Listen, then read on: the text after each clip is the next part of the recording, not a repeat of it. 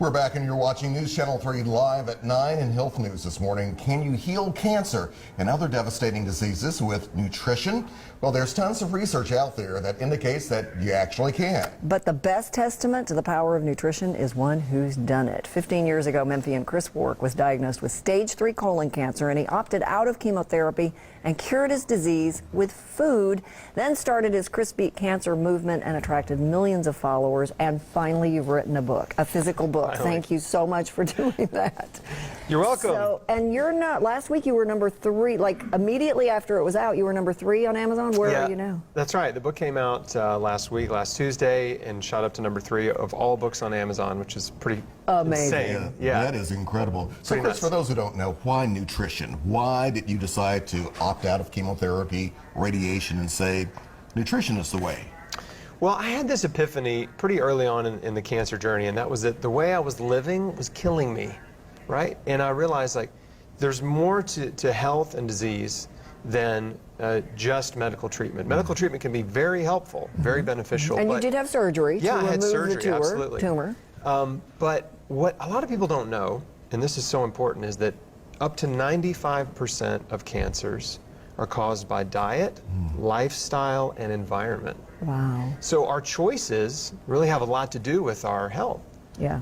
And so I just decided I've got to change my whole life. I've got to take massive action. I've got to create an environment where cancer cannot thrive. That was my goal. And so the way you do that is with nutrition. With the food you put in your body is what your body's made of. Right? And describe that environment. I've heard a lot that you need to be alkaline, not acidic. If there's no sugar, that sugar feeds cancer. What did you learn through this? There's a lot of little sort of ideas like that Buzzwords floating around. Yeah. Right. But the simplest way to put it is that, you know, when you give your body an abundance of fruits and vegetables, you are putting in all of these amazing compounds, phytonutrients. These are plant nutrients that have anti-cancer benefits in the body, that are anti-inflammatory, that can stop cancer growth, that can tell cancer cells to commit suicide.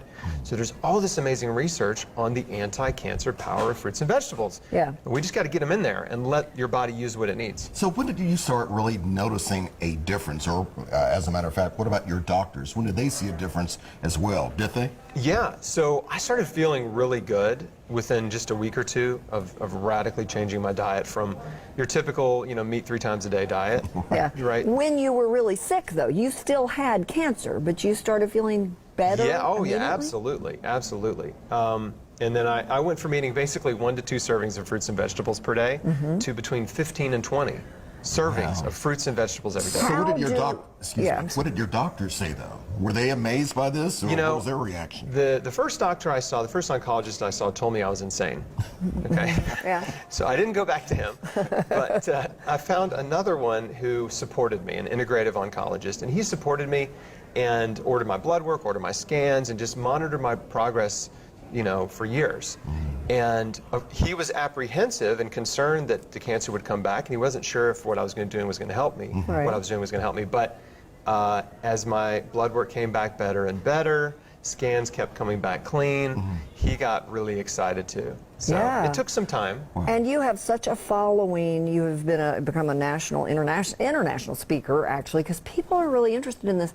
But how do we get the right fruits and vegetables? Because there's a lot of toxicity in our environment. So how do you have to go organic? How do you do that? Organic is best, but some people don't have access to organic, and so that's okay. Like if you shift away from eating a diet that's loaded with meat and dairy, processed food and junk food, to a diet that's loaded with fruits and vegetables, you'll be even better if they're not organic, you will be so much better off.